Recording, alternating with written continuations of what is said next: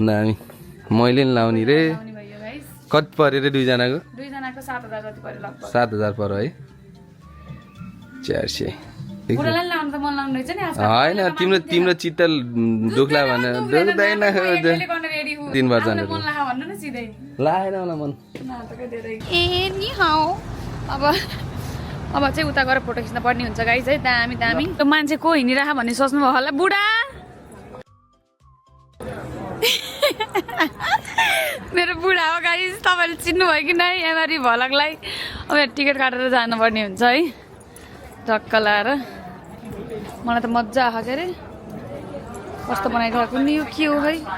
कपाल भुक्क पारिदिनु रहेछन् कि यो चाहिँ अहिले पार्कभित्र आइयो एउटा यो चाहिँ फर्बिडन सिटी भन्छ यसलाई चाहिँ होइन अनि यहाँ चाहिँ यो चाहिँ एउटा one of the tourist attraction place हो यो बेजिङको यहाँ चाहिँ अस्ति मेरो बुढाबुढीले आउनु मन लाग्थ्यो आउन पनि आइयो बुढालाई कति रिसाउनु भयो मेरो कोही नहाँस्नु है गाइस मेरो बुढाले हेरेर त्यहाँ कोही हाँस्ने होइन मैले भनिदिइसकेँ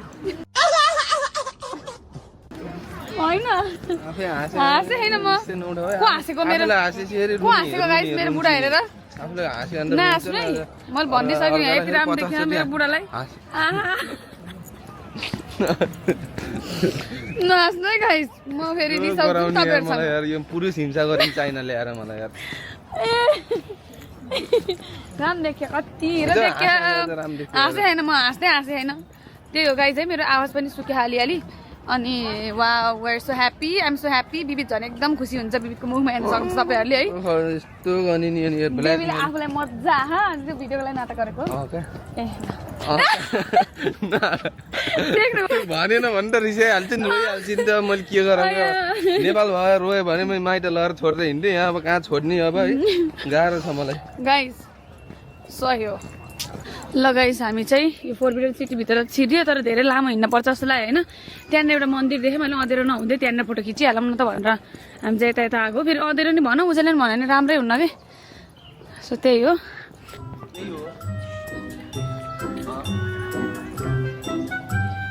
हिँड्न न पछाडि पछाडि